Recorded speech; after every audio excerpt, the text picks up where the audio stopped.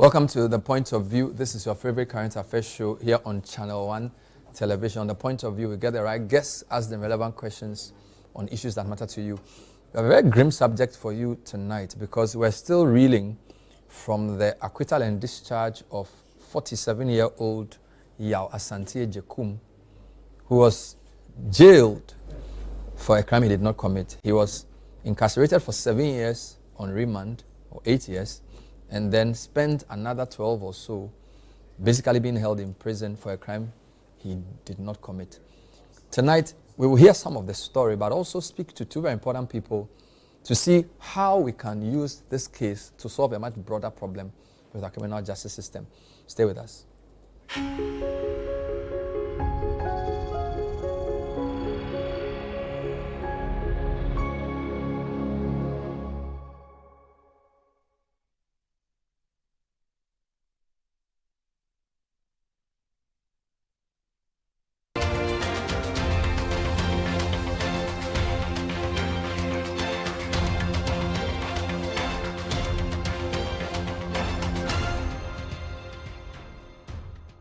Do you want a healthy smile? Hi, I'm Tanya from Bethel Dental Clinic, Ghana. If you have never had mouth pain or a dental issue in your life, then you are one of the lucky few. Dental emergencies can happen unexpectedly and require prompt attention and expert care. Whether it's a toothache, a broken tooth from an accident, a bone stuck between your teeth, a broken denture or crown just before an important event, or any other urgent dental issue, you need a reliable dental clinic you can rush to if you or a family member has a dental emergency. The clinic you select should be equipped to manage a wide range of dental emergencies effectively when you need it most.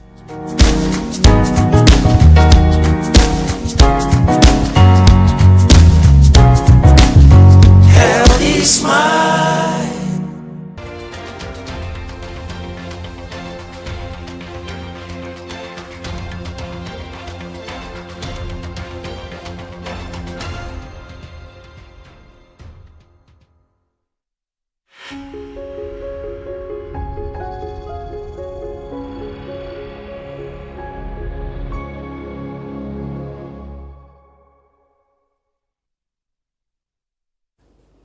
Welcome back. So tonight we're discussing a very, very troubling subject. A man has been in prison for 23 years for a crime he did not commit. And thanks to the persistence of some legal people, he's free now. But we want to put it in context. So between 1998, 99, 2000, there was a lot of news around a certain Atai, described at the time by the police as the nation's most wanted criminal. Now, Atai was arrested in 2006, but prior to this, in 2002, an innocent man who had gone to look after a sick mom in the Kwewu Mountains was arrested by the police upon suspicion that he had an association with this wanted criminal. This person is called Yao Asante Jekum. He was manhandled and bundled into a police station in Koko, later on held on remand for 7 years. Some of his relatives were also arrested in a bid to force some confession from him. Well, in 2006, 4 years after his arrest and incarceration, Atai was eventually arrested, taken through court together with about 6 other people, and in 2010, they were given various jail sentences, some going as high as 160 years. Now, we are in 2025. Yao Asante Jekum, from 2002, had been in prison until June 6, 2025. Now, how did the travesty of justice occur? Why did it take so long for him to be released? What is wrong with our criminal justice system? And is he an unlucky victim of a good system, or is he just one example of a very, very bad legal system that needs urgent reform? Those are the questions I want to answer tonight. So what have I done? I'm going to speak in studio to two very important people. The man who began a legal quest to get Yao freed in 2014 is his lawyer. He has a famous name, George Bernard Shaw. For those who know history, George Bernard Shaw is a famous American. It's good to have you, sir. Welcome to the show. Thank you. I like your hat. It's good to see you. Thank you. Finally in the my flesh. father, the late Robert Shaw, got me into doing these things, wearing hats. He gave you the right name, George Bernard Shaw. Well, So George is a lawyer, and you can say he's Yao Asante Jekum's lawyer. And I'll ask him about Yao shortly. But his company is Sterling Partnership. Is that the name? now at the moment now with Gazy Zwenis and Co. Gazy Zwenis and Zwenis Co. Wonderful. We also have Ibrahim Kwating, who is the chief executive of the Crime Check Foundation, who's dedicated over a decade of his life to tracking these types of things, basically researching it, looking for people on remand to free them, advocating with people from ordinary police to the president of the country on why urgent reform is needed in our criminal justice system. So, Ibrahim, welcome to the program. Thank you, Bernard. Wonderful. So, when I called you earlier in the morning, when my producer called you, we had wanted to speak to Yao, but you said he says he's a bit tired, so he's gone to his hometown, correct? Yes. He's going to see his family, and more importantly, the pastor of the church where he was arrested that fateful day in December 2002. So he says he was from, I think, Oboming, Kwewu. Kwewu, He had yeah. gone up the mountain Yeah. to look after his sick mom. It's mother. We know this Awayo thing that they call. It's more like a prayer camp. Yes. So his mother was receiving treatment there, prayers. So he's gone to give him comfort. And lo and behold, they came, Rambo style, took him from the church premises and marched him down to Nkoko. And the rest, as you say, is history, It's right? history. Wonderful. So just to give viewers a bit of background, so Atayi was arrested in 2006. His name is actually Ayi Aite. He and 3 others were sentenced to long terms of imprisonment, right? Justice Bafo Boni at the time sentenced Atayi to 70 years. Samuel Kweku Anane, alias Samituga, and Robert Kobla Agbodoga, alias Roger and Roger. Raymond Ame. They were jailed 69 years each. They all pleaded not guilty. But our subject, who is Yao Asante Jekum, was sentenced to 35 years in prison. 30 years in prison. And another Nana Osei Razak. They were charged with conspiracy and robbery, sentenced to 30 years each, which would run concurrently. Now, just based on the facts of the case that he narrated in the interviews we've seen, he basically said his only crime, quote unquote, was that he was a motorbike mechanic who Atayi used to bring motorbikes to repair. Can you just walk us through that? Yeah, in essence, essentially that is what it is. But what happened was that somehow the police have got wind that he had some associations with Atayi, and this was in a place called Kolewoko. I don't know Accra. Kolewoko is in Ododo. Yeah, so the police went to his workshop. He wasn't there the previous Friday and Saturday because he had gone to Kwawu. And again, somehow they got to know that I think informants, and so they went to Kwawu and brought him. But he denied everything. He told the police that he doesn't have anything to do with this guy. All he knows is that he brings bikes on and off for him to be repaired for him. Yeah. And but in the areas, but he knows people who know him or something. So I think he gave information to the police that led to the first accused, Nana Owusu, Being arrested. and subsequently Atayi. So during the police interrogations, you see the period between his arrest and then 2006.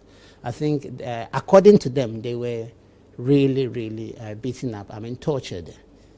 In essence, to extract information from them. them. As to what they've done. And in the process, according to the police, Atayi and one other person, I think the A4, the accused, 4 defendants, they, according to the police, confessed that Yao Asante Jekum was part of the of the robbery. But as you know, and they relied on it, and that's the only thing they used at trial. But as you yourself probably might know, what you say in your statement and what you say in court are two different things. If you come to repeat what you said in the police statement, then it's credible. But if you don't say what you said in your statement, then obviously there is further room to probe. And that is where I think our justice system failed, because they did not confirm. They said they never confessed that Asante Jekum was one of them. It was forced out of them, and then they were forced to... Under duress? Under duress, more than, yeah. So it was not in court that they argued that he was... In court, so you know this is pre-trial, and in court you have to go to the box and then give your evidence. And then they said, okay, but you confess that Asante Jekum was part of it. He said, never, we never. They forced us, they beat us, they tortured us, and they forced us to say that. So, in effect, or in law, if a suspect or any witness gives what they call inconsistent statements, one before trial and one at trial, his testimony is suspect. It's not credible. So I think that's where it should have ended.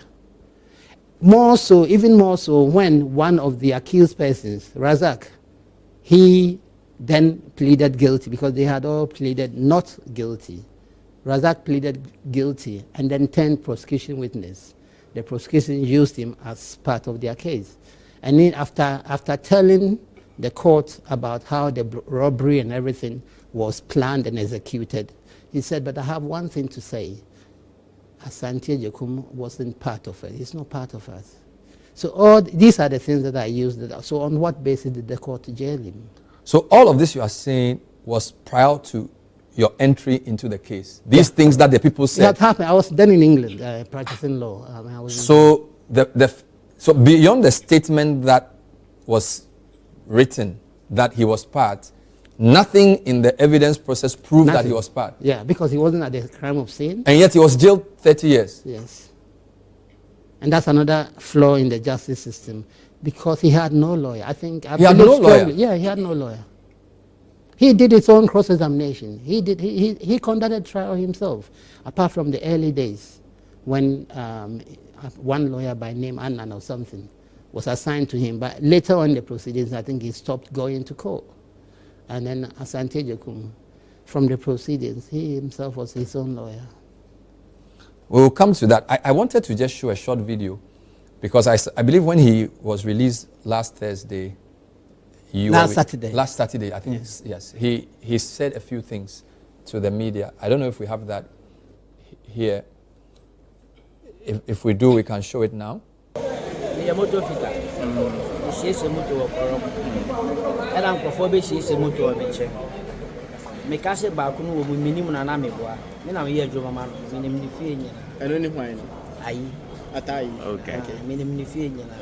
Minim se o ye konfo ana oje ko so na me ye na djuma nyina ma anonim se friend atai sa na friend minim djuma o ye taxi driver oh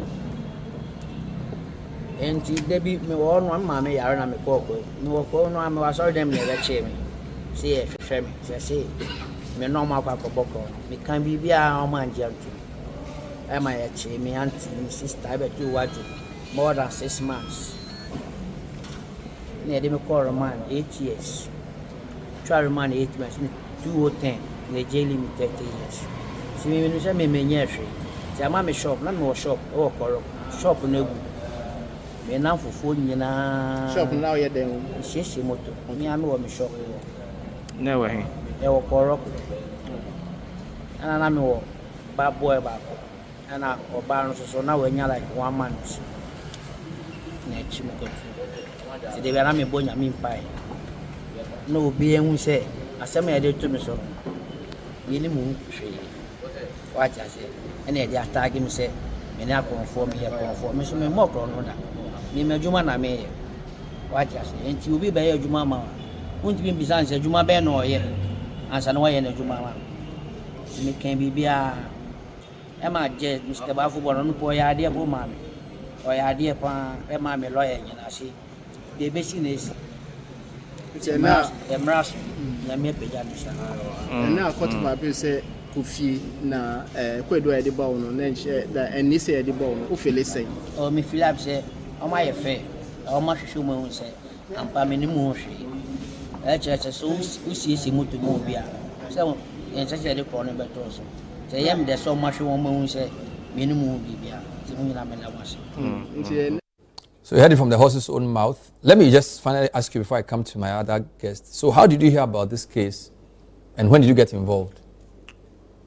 I was doing some outreach work at Insawam prison because one of the reasons what made me come down to Ghana was to do this kind of work. I mean,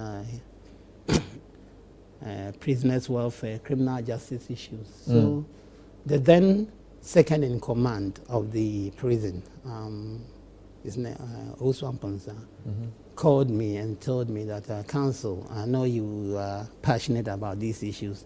There's this guy here who we think, or he tells us that his case is a typical example of miscarriage of justice. So please, can you take it on for us? So that's how. And this was what year? 2015. 2015. Yeah, end of 2014. Getting into December. So about 10 years ago. 10. Well, yeah, but the 2014, initial this thing was 2014. So say 11. If you from the time he And he was released on Saturday. Saturday. So it means you've been on this for 10 years. Yeah. Even with such a straightforward thing that if you told me, why did it take you 10 years to get him out? Oh, it's a long story because first of all, when Asante Jekum was convicted, the courts were not computerized. I understand. I wasn't here. I understand there was a fast-track court. So that's where he was tried. And they moved from there to the court complex now. Yeah. So in the process of the movement, I think some of the court dockets went different areas. And also, the archives, it was sent to archive because it's such a long time ago.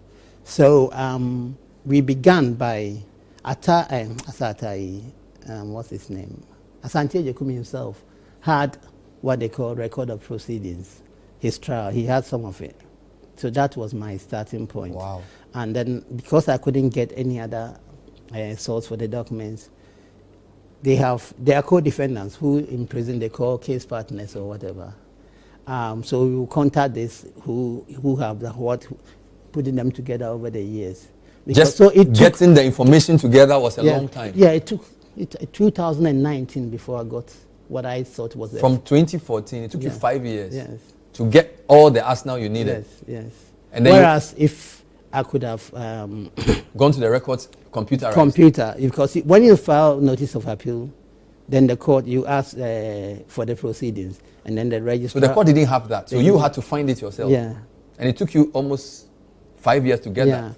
And even then, when we filed the notice of appeal and then we went to court, the prosecution, Attorney General's Department came and said, and rightly so, that the record was still not complete because the exhibits, some of the confession statements, were not part of what I've got.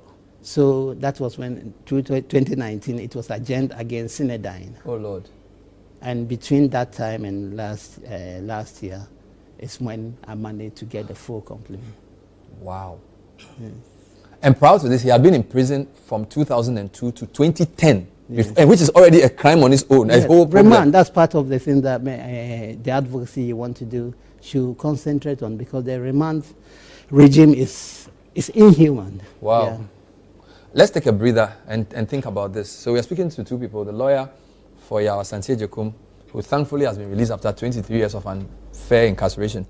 We'll now talk to the Crime Check Foundation, who have said this is not a unique case. Apparently there's a lot of people like this who routinely are in prison for nothing which is worthy of prison of that level. We'll be back. Stay with us.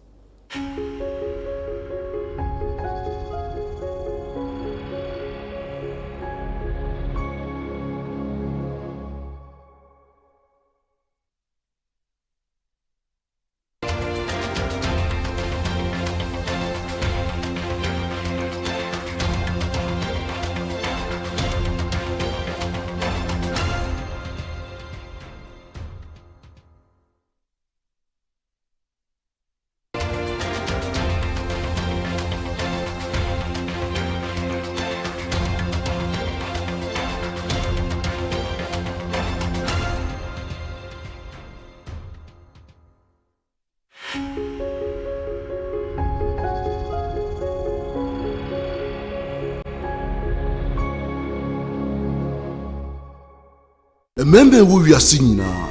At risk of prostate enlargement. We a member or her 20 ebitimi prostate cancer, 5 bitimi afamu nadia obefamu. Actually, this is not my fault.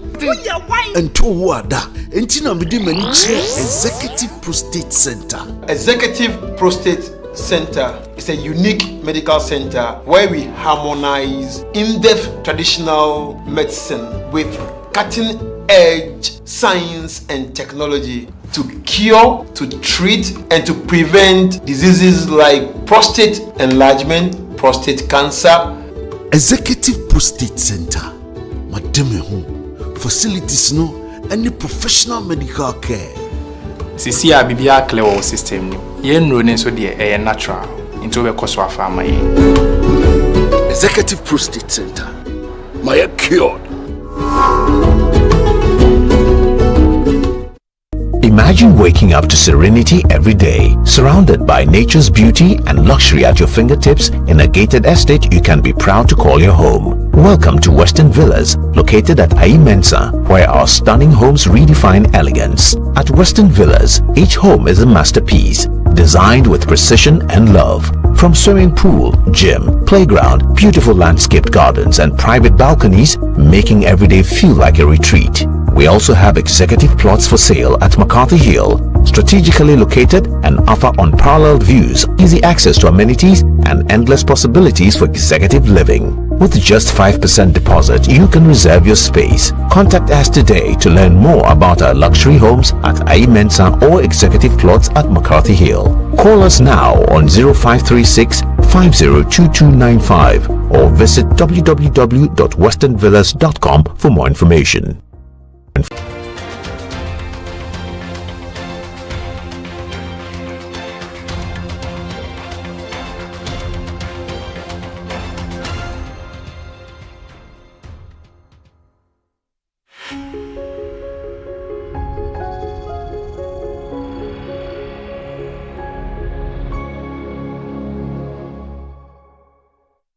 Welcome back. So tonight we are reflecting on a very, very sad story.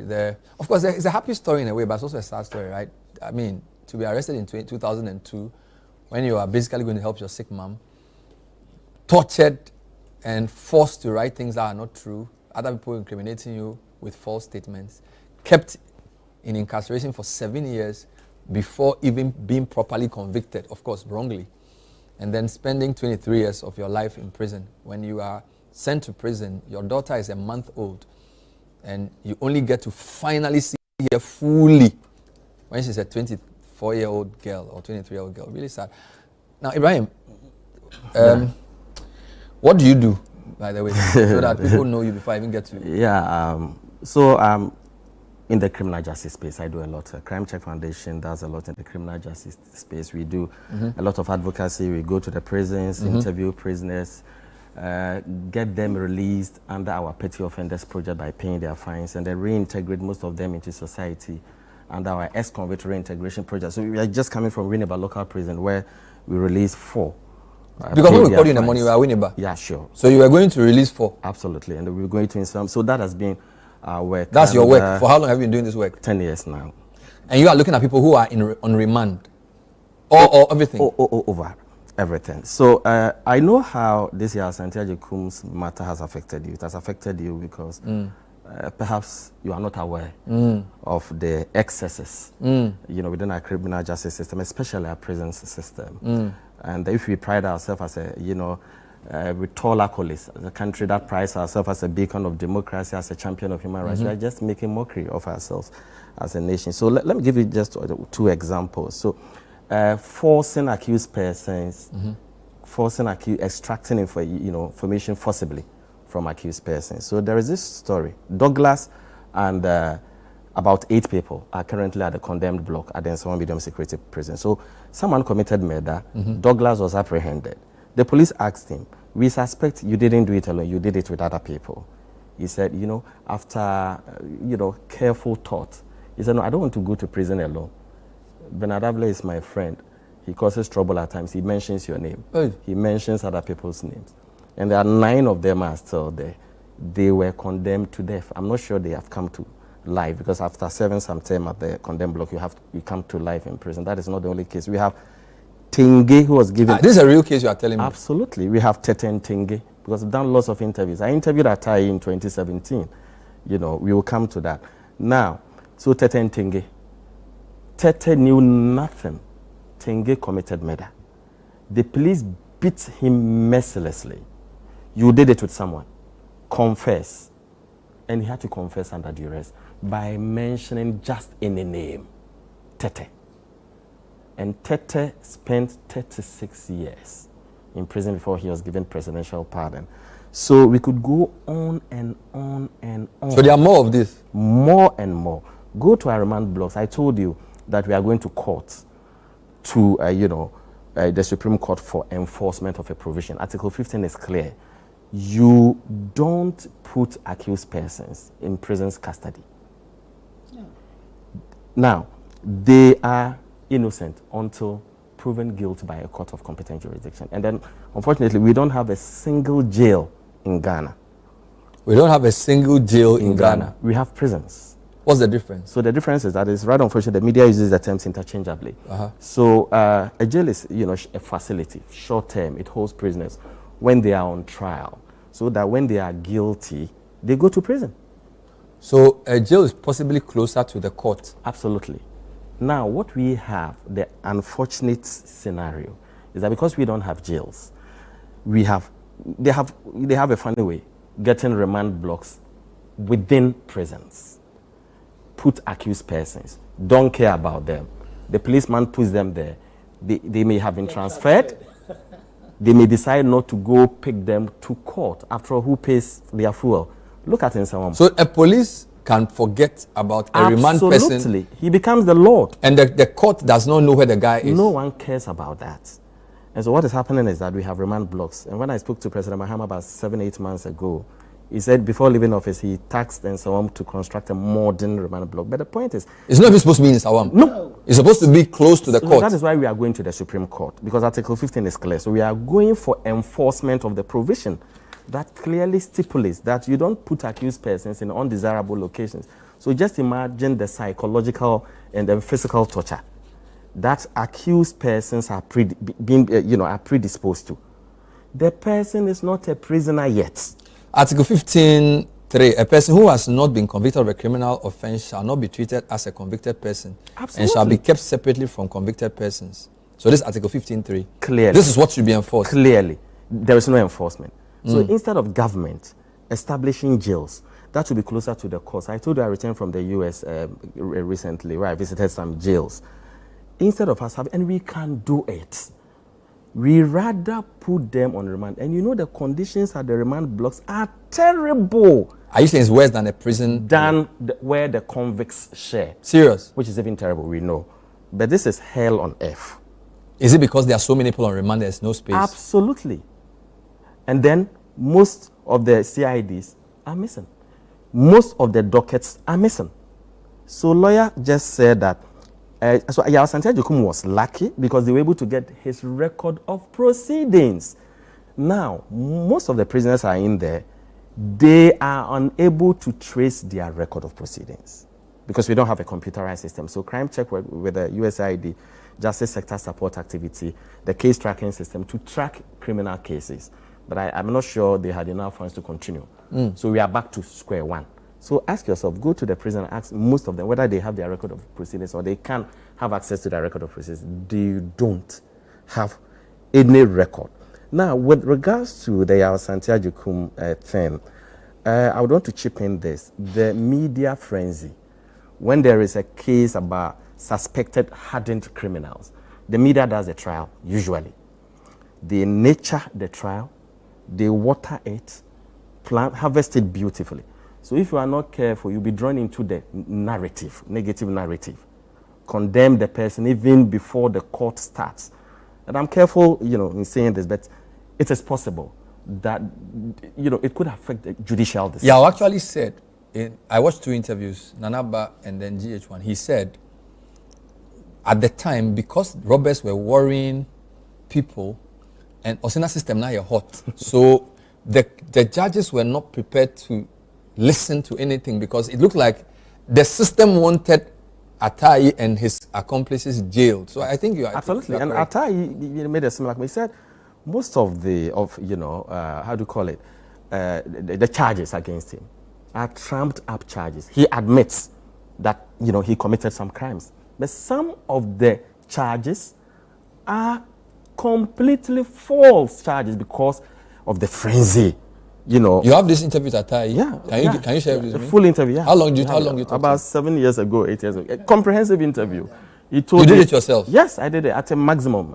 During the tenure of Madam. So even he believes that, even though he admits committing some crime, that basically the volume of charges against him more than the original crime. Because COP Kofi Boakye, full respect to him, was desirous of getting Atai, because he was tasked with ensuring that there is sanity within the system. The system was so he wanted to make an example, perhaps out of Atai. So, and Atai was everywhere, even an unborn child heard of Atai. So what do you expect? So I'm sure it may have infiltrated into Yao Asante Agyekum. I don't mean to stop you, but I have a modern or recent example. This danger of Boase lynching, which I represented the defendants. It was media trial, exactly as we were taking, and it was bent, everything was bent on to get him because there was pressure on the state to get results because nobody deserves to die the way the guy died. And but Bernard, the system should bring them out. Yeah, Bernard, you see, in an industry where some journalists have all of a sudden become experts in every field, they bring you, the way we look at some of the issues, we don't have the facts.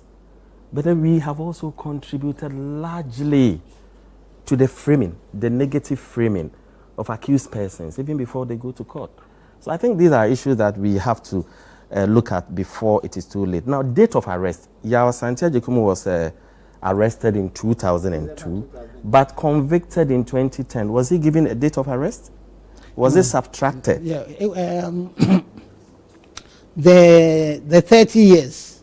This is what we were working on. That if this didn't succeed, we were adding it so that we were going to go to court to insist that the remand period is added to the time spent in. So he was jailed in 2010 for 30 years. But I already spent 7 years in prison. 8 years. So if you take the 8 out of the 30, was it taken out of the 30? Well, the judge gave the distance. It is for the prison service to compute. I'm bringing in something. I know what you're trying to get to, but so those on remand. You see, someone is on remand for 10 years. It is not their fault that they are on remand for 10 years, and it is even an infringement on their right. Why do you keep someone on remand for 10 years? Because the CID has been transferred. Now, if the person is eventually convicted, let's say for 50 years, is it not fair? If you take the 10 years out. That illegality in all jurisdictions is done. It's taken away. But it is usually not done. You're saying that the problem of Yao Asante Agyekum is just one of many. Absolutely. And that the reason he managed to get out was because somehow he had managed to preserve some of the records. Absolutely. So there are probably how many people with this situation who will never come out? How many possible? Because you've done this for over a decade, right? Many people, crime is cyclical. So people are coming in, people are coming out, less people, more going in. And because there isn't any proper reformation and rehabilitation, there isn't any expansion in, physical infrastructure, you expect more people with the same problems. And you know that our court system is not computerized. So for so many years, these challenges continue to mount. Whose fault is it? Is it the police and their investigation, or the judges and the courts and their inability to be discerning? So where should we place more of the blame? I don't want to pinpoint. Bottom line is that we have a flawed criminal justice system with numerous challenges. But if you are not specific, you can't solve. Because, for example, I heard Yao say that when he was arrested, they made him walk from Imprayoso to Nkoko in front of a vehicle. He was bundled into a prison or a jail, Yeah. and then basically framed because he was asked to put amulets on his body. Yeah.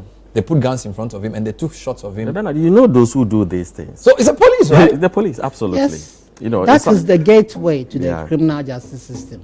That is where it starts.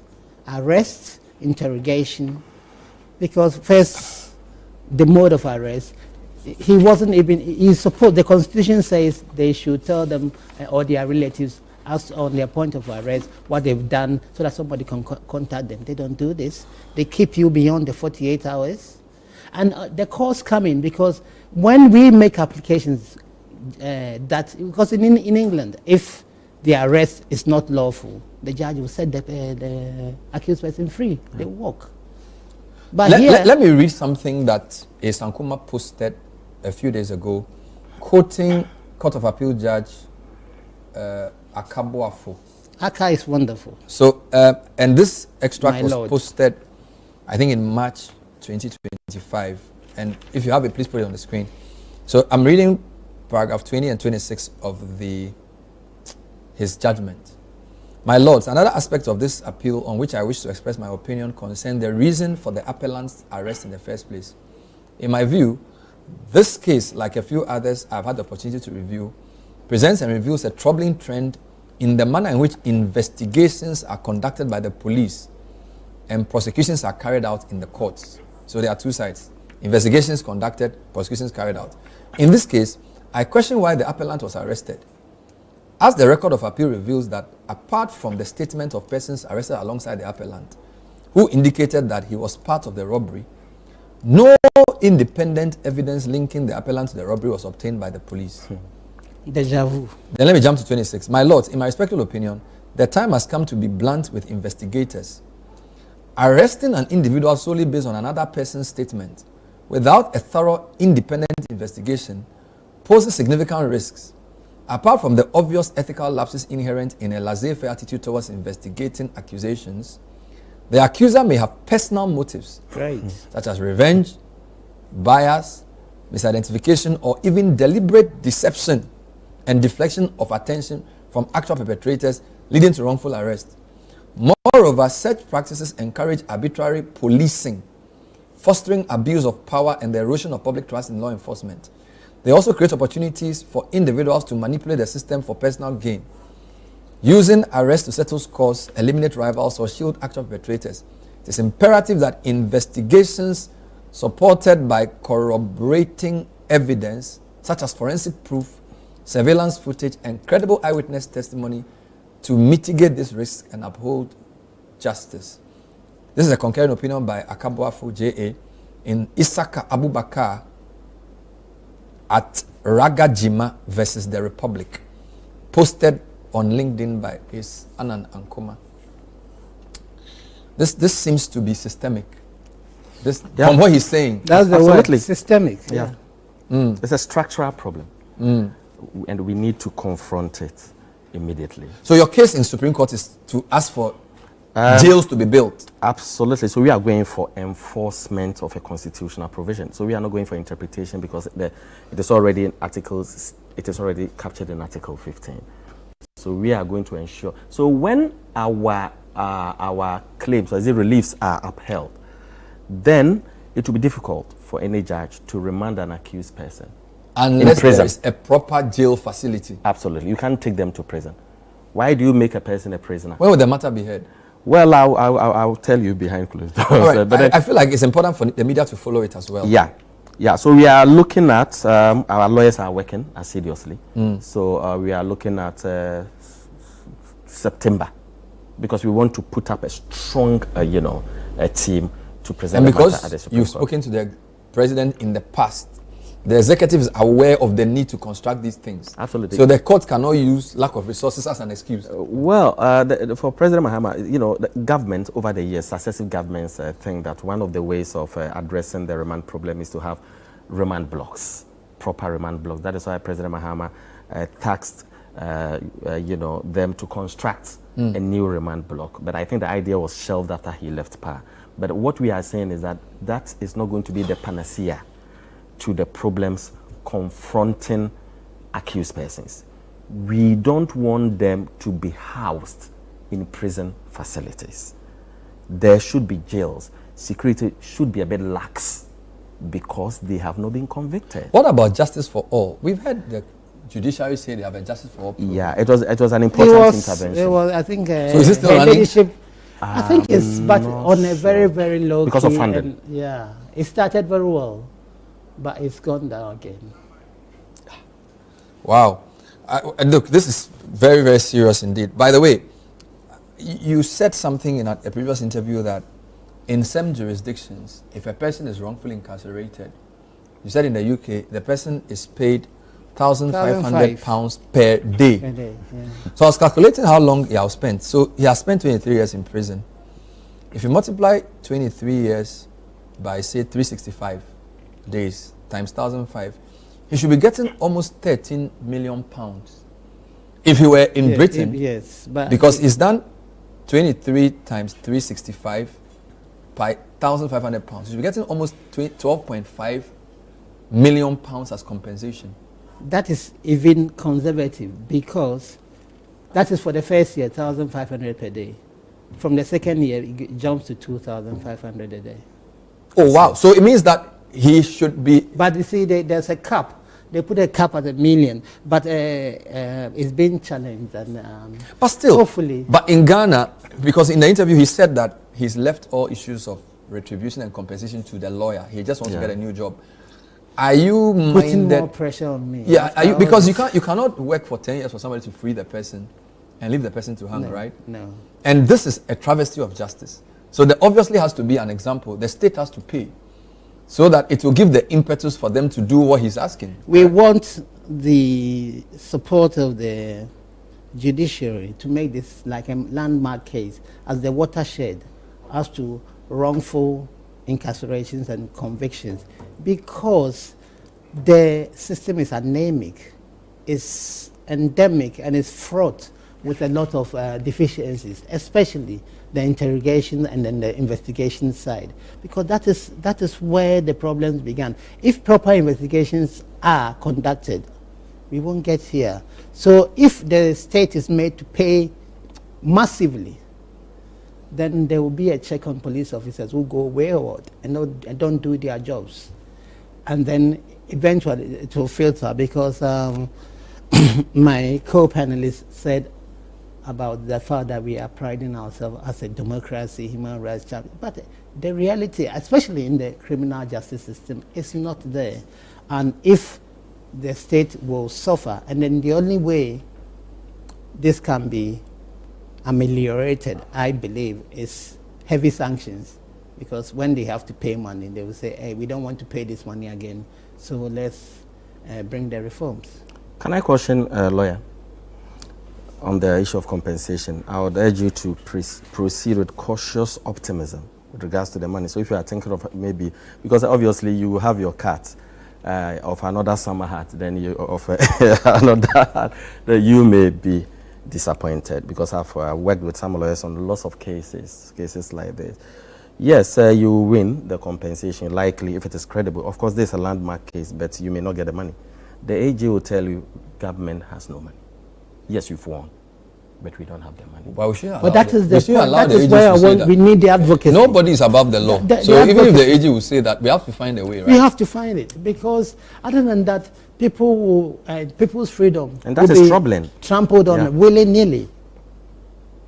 Wow. I know. So Bernard, that's how the please, situation is please usually. help us, because you should go home and advocate for this increase in. Sorry. We'll be right back. This is still the point of view, discussing the very sad case of your Asante Jekum, who actually, my guest says, is lucky, because there are other people, probably more serious matters, languishing in a prison. Some have even died because our justice system failed them. We'll be right back. Stay with us.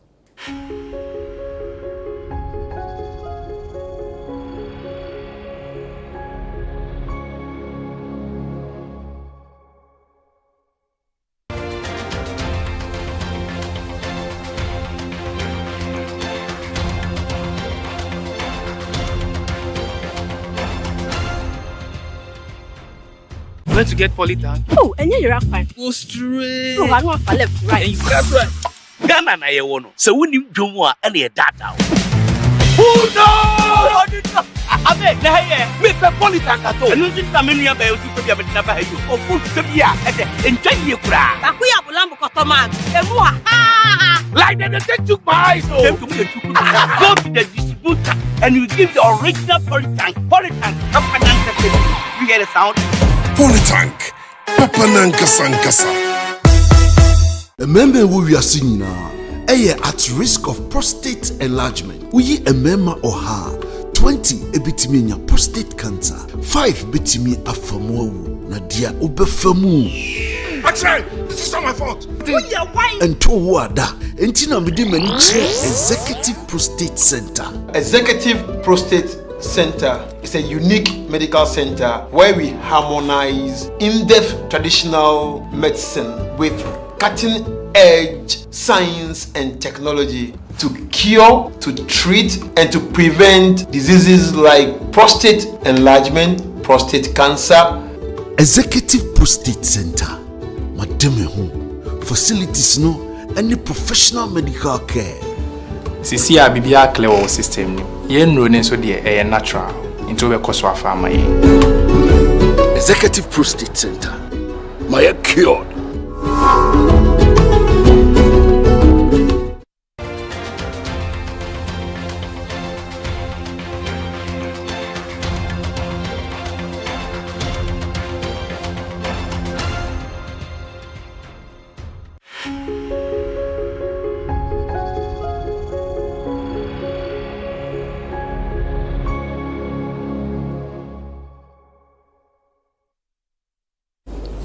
Welcome back. So tonight we are using the very sad case of Yao Asante Jekum to have a broader discussion about Ghana's criminal justice system and how innocent people end up on the wrong side of the law.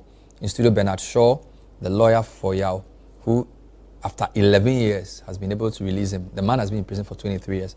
I also have Ibrahim Kwarteng, who spends all his time, he's actually doing a PhD on this matter, all his life trying to release innocent people from prison. Let me show you a highlight of an interview I had with GH1 where he spoke about how he was arrested, the fact that he had a 1-month-old child and what happened. Here's just a short excerpt, credit GH1. The mechanic. Someone said, well, yeah, the mechanic, they don't even do a moye. So what I say? Tell them that I say, court, I say, man, let's say, me trim baby, sir. Now, if I know now once, I'm chill. And now in my mayor, into a quote, to me call quote. Never chill, I sorry them, never chill. I sorry them. I will you. Sorry, I'm not my maid out, or never chill. Wow. Any a castle will repair, we are the mechanic and teacher say. Mind denying. When I'm CC in the man. My name is a crown for. On my business, my automotive, or tongue, number according fee. Me in the night said me name, David. My name is a crown for some Namian and Jubamano. Right. And see, Ukupi Fiasino, Neho, at the same. First day, I want him say, and then mean the fee. The Kodabe before. The call remind, they call remind. Could try to remind 8 years. We are jailing me 2 or 10. 30 years. Quite emotive there. Now, we also luckily have an interview. So Ibrahim visited President Mahama at the time Mahama was campaigning. So this was in a few months to the election. And basically President Mahama agrees that something urgent needs to be done. He actually said this a few days to the election. Let's just watch. You did a great journalistic work, by the way. Basically, talking to the president about what needs to be done, and he agreeing with you. Let me just show you a quick excerpt of this. In the UK, when the Chief Inspector of Prisons is visiting, they do periodic visits. The UK government shakes, trembles actually, because of the report that will come out. So if we could have something like that, I think it will go a long way to help us. So we also want you to use your good office. the conditions in the cells were terrible. The ventilation is very poor, and the prison cells are overcrowded. I mean, a room that should take like 4 people, has about 10 people stuffed in there. And for those of us who have, asthma-related diseases, I mean, some of us would die if we were ever locked in that cell because you won't be able to breathe, really. So, I mean, it's something that one takes seriously. After that prison visit, I asked for the building of a remand block, if you remember, and work started before I left office. I hear it stalled, but it's something that we should be able to do so that we move all the remand prisoners into that block so that it decongests the cells, and then we can even move some of the prisoners in there, take our time, and renovate those cells properly. They need better ventilation.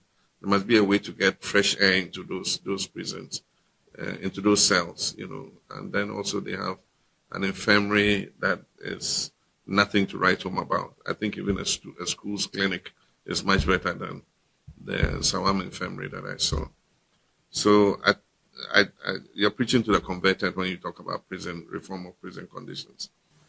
Remand prisoners are the most worrisome, and we've all supported that Justice for All program where judges go to the prisons and listen to some of the remand cases and deal with them expeditiously. And so those are all things that we support, and we think it should be done. With the appointment of a chief inspector, I think that we have CHRAJ is responsible for those things, because CHRAJ is responsible for human rights. And so I think that the Commission on Human Rights and Administration Justice should visit the prisons from time to time and write an annual report on the state of the prisons. CHRAJ does its reports on human rights in Ghana. I do think that prisons should become an important part of that work that they do, and visit the prisons, make recommendations for government to improve conditions there. So from the background, this was his cantonment Laboni office. Yeah. Prior to the election. Yeah, prior to the election. But he said you were with him in the prison. Yeah, that was in 2016. We paid a visit, myself, Seth Kwame Boateng, other journalists, where all the prisoners came on the football field, where the president addressed. So that was the one we saw. Okay. Yeah. I think that was in 2015. So he remembered when you went back. Yeah, sure. So when you went back, what were you asking him to do? When I went back, this one that you just showed us, what were you asking him? Yeah, so I've been passionate about prison reform. So yeah. I thought it was an opportunity, to ask him certain things, to ask him what he would do if he were elected. He were elected into office. So I even asked for the appointment of a chief inspector of prisons, as pertains in the UK, for oversight and so on, because you realize that CHRAJ, which is mandated by law to pay periodic visits to look at seeming infractions of the law, point out some of these things, at times are challenged. They're unable to do just that. The mental health authority is also mandated by law to periodically visit the prisons, to look at the mental health of inmates, because most of them have mental health issues. Just imagine Yawa Santia Jekum, someone who has done nothing to be incarcerated for close to 30 years. So one scholar, Crew, in my PhD, he talks about pains of imprisonment, but we have additional layers of pain for those who may not have done anything at all. Put yourself in their shoes. I always say that for me, if I God forbid go there, I may look for some poison and then die, because look at the conditions. And there are Santia Jekum, and there are many Santia Jekums who have done nothing, and then you are languishing in prison. Some have been condemned to death. It's just that since the inception of the 1992 Constitution, no one has been executed at the remand block, because Ghana belongs to a committee of nations that subscribes to the rule of law and so on and so forth. But then, being at the remand block, you serve 20 years before you come to life in prison. So just imagine. George, what can people like us do to help your advocacy? Because you obviously fought this on your own budget. 11 years, right? Wow. You've done a great job. What can we do to help? Is there any way we can support this fight? Well, now I believe the time is right. When I was in England, I was on the Bar Human Rights Committee of the barristers in England, where we did this job. So they have been urging me to set up an NGO. So basically, and that we use the NGO to seek funding from all sources. And I believe when we start doing that job, the media can help us. So in terms of publicity and things like that, so that we have a foundation, because I've done most of these things, on my own. So is Yao the only case you've done, or you've done other cases? Oh, I've done cases, and I'm still doing cases, because very, very soon, I think the Court of Appeal will be hearing another case that I'm hopeful. We can't prejudge cases that are sub judice, but this Densho Boase case has a lot of flaws in it. And I've appealed on behalf, especially now for the beginning, the assemblyman who was tried by the media. In the UK, you can get someone acquitted. For the way the media covers. If the media covers a case. Wow. But here it's non-existent. So it's also part of the broader. We need to do better. We want to have a foundation to doing this. But your foundation is already in motion. Yep. Crime Check Foundation. Yep. So how do you get us? How can we support you? Yeah, you are a Chauvinist scholar. I'm a Chauvinist scholar. Is it? I haven't forgotten. So I think your platform is also a very huge platform, and it's an opportunity to further put what we do, in the public domain, so that they can also contribute towards our efforts at reformation and rehabilitation of our prisons. And then we also periodically hold press conferences to draw government's attention to some of the infractions of the law, to see how some of these things could change. So I think, Bernard, you're a huge figure. So I'll use this opportunity to also appeal to you to trumpet what these matters. And finally, Bernard, sorry to come in, but from what he said, because I've been doing this job on my own, I need junior lawyers to at least do the advocacy and things, but I can't pay them. So there are a lot of cases that I could have taken on, but because you don't have enough junior lawyers with you, or you don't have any junior lawyers? I don't have any. You are doing this yourself? Yes. Wow. If you're a junior lawyer watching this, Umaru Sanda, you will be a lawyer soon. Do legal aid, because that's where you change society from. I think that's very critical. George, great talking to George Benashaw, a lawyer whose work for 11 years led to the freedom of Yao Asante Jekum, who just now wants to have a quiet life. I wanted to talk to him, but he says he's gone back to his hometown. We won't force him to talk to us. He's already spoken to other media. You can watch those interviews to get the full context. We've also been talking to Ibrahim Kwating. How long have you been doing this? 10 years? 20 years? Yes, 10. 10 years of his life, just making sure that we have proper conditions for remand prisoners and freeing innocent people from prison. President Mahama, this is a direct call to you. You promised before the election that you're going to do something about the remand prisons. So we are reminding you to do it. And compensation must be paid to Yao, and Attorney General must pay if the amount is so determined. So at least the media who committed a lot of the crime, trial by media, will also have to be part of the solution, correct? Absolutely. So thank you for being on the show. Really, really great job. And hopefully with the good work of people like this, such evils will be terminated. Thanks for watching. We'll see you next time. Bye-bye.